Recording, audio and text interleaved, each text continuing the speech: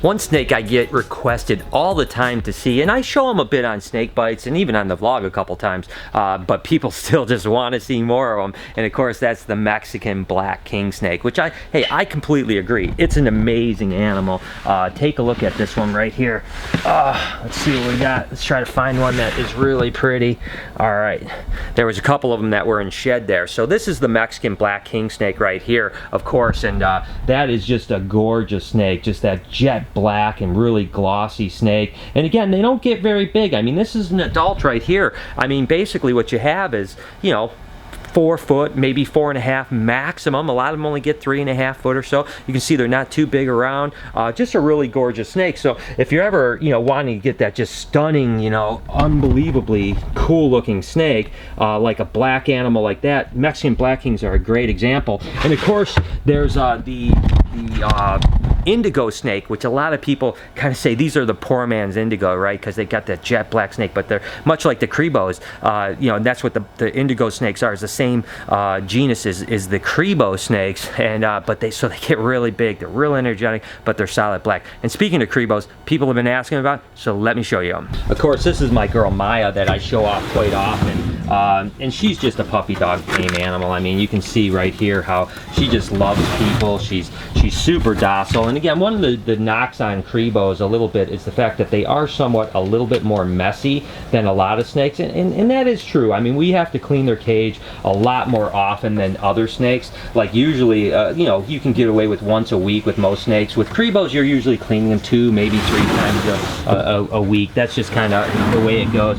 This, of course, is Rico here. He's my big boy, and he's a monster. I mean, you can see, look at how big he is compared to even my hand. You know, I mean, he's just an amazing snake, and a very energetic animal, but super cool animals. And then we have actually some that we're raising up that should be ready to breed probably next year, and that's these guys here. But look at how fast they are. Look at how fast that thing is. I mean, it's just like whoo, and in a second here it's going to be out. There it goes, whoa, and there it almost got away. So that's these guys right here. And look at that cool patterning on their face and on their neck. I mean, wow, that's a neat animal, isn't it? So there you have it, Cribos, and we even have a couple other yellowtail Cribos that are, you know, kind of a little bit bigger and a little bit. I'll show you one right here. This is a really gorgeous snake. Look at this. This is a yellowtail Cribo here. So instead of the black tail, you can see it's got the yellow tail and it's got kind of the dark on the front half. So again, you know, there's yellowtail Cribos and there's blacktail Cribos, and they're both really amazing. But look at how gorgeous that snake is. So okay, moving on. Several people asked me to talk a little bit about my chameleon, and by the way, I've got some crickets here to show you guys how it eats. We did a slow-mo thing about it in the past. Now, I just think it's amazing to see chameleons eat like that. So anyways, Karma here, and this is actually Karma 5 is his name. And the whole idea behind that is the song Karma, Karma, Karma, Karma, Karma Chameleon. So anyways, he's Karma 5, and I'm going to go ahead and feed him for you guys. So let's see if he'll eat. And again, I've just got some dusted crickets, you know, just throw them up there and see what he does. Doesn't take him long.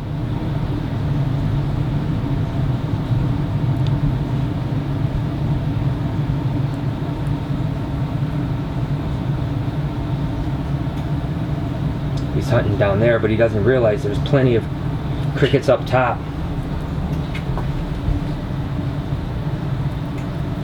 There's one, yes.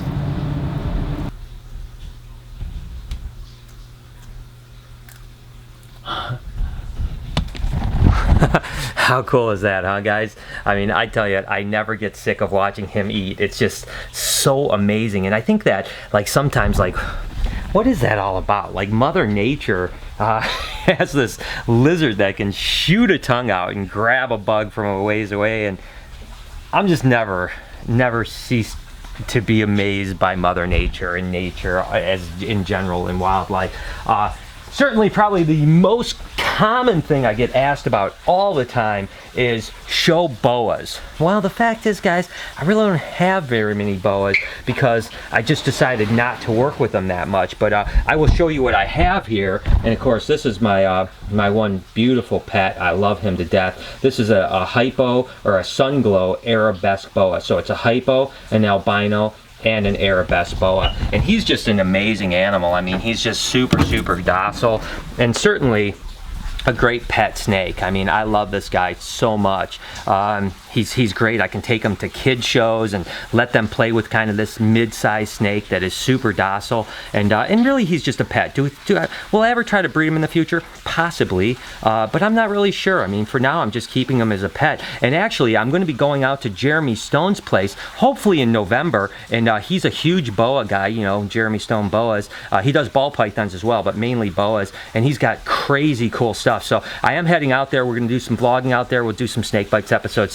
So for you guys that are always asking me, show more boas, yeah, boas are coming. I mean, a whole bunch of boas are coming. So all right, what do we got? You know, a lot of time, you know, like I've been talking a lot about blue-tongue skinks over the last year or so. So a lot of people said, you know, show us some blue-tongue skinks. And I've done complete episodes on blue-tongue skinks before, but they're just amazing animals. I mean, take a look at that one right there. I mean, that's just amazingly gorgeous.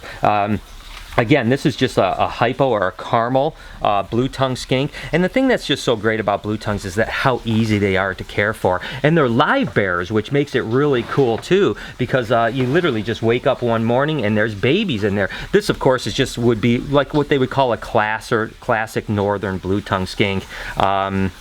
And I think even the classic northerns are really gorgeous, but again, there's all kinds of different ones. I could go on forever showing you guys, but let's see here. This is like a really beautiful, like the pink, like reddish lines and stuff like that. And there's sunsets, there's sunrises, there's, you know, all kinds of blue tongues. I'm going to show you guys a couple more here. And these guys are really getting big. This is actually hypo eastern blue-tongue skink right here. So the other ones I've been showing you have been northern blue-tongue skinks. These are actually the eastern blue-tongue skinks. Now the easterns are obviously a little bit more slender and longer animal, and they have a lot more babies. You know, a northern typically is going to have anywhere from, you know, maybe, you know, 8 to 15 babies would be a really big litter. You know, the easterns can have sometimes in the 20s. So of course most litters aren't that big. And this is another, this would just be what they would call a classic eastern eye banded. So you can see they got that eye stripe on them, and they're much darker. Look at how much darker that is than, say, a northern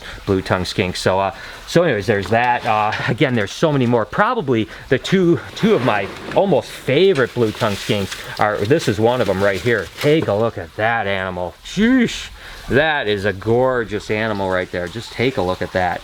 Yeah, and I am so excited to work on this project and just see where it goes and where it takes me. And actually, its sibling is equally as nice, just a little bit darker, a little bit more gray, but that's this one here.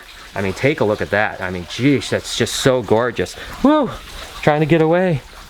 So yeah, I'm really excited. That's a pair, so I'm really excited to be able to breed those this coming up season together to see what else we can get. And then of course there's even like different, you know, I showed you the easterns, I showed you the northerns, and then these are the Centralians. So this is a different species altogether too. This is actually what they would call a multifasciata. So that, look at how beautiful that is, huh? That is just a gorgeous, gorgeous animal. I just love that color and pattern. And of course, these guys are a lot more chubby than the easterns or the northerns. So, there's just a menagerie of blue-tongue skinks. So, okay, guys, I have my fuzzies and I have my cart to assist feed. So we're gonna go ahead and let those just thaw for a little bit. So let's take a look at some blue-tongue skinks and just get an idea of what we might want to bring along, you know, to the show. Like I said, just trying to move out just like some spare male stuff that I may not need, and even a couple females that are really good but just don't fit into my breeding plan. So so I'm going to just take a look through and tag some blue-tongue skinks, and I'll show you a few things as I find stuff that I want to take. Take a look at this little guy here. It's actually a little caramel. I mean, it's really beautiful.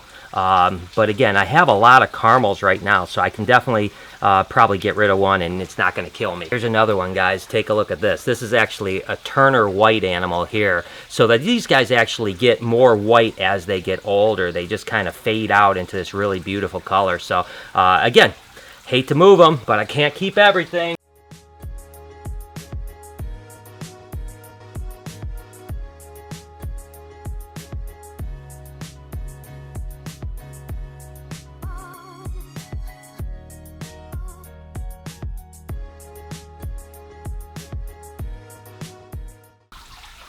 Not sure about this one. That's just kind of cool.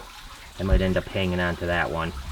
Let me see what else. Let me go read a couple more comments because I kind of forgot what the next things are, and then I'll be back in a second. We'll show you a couple more animals.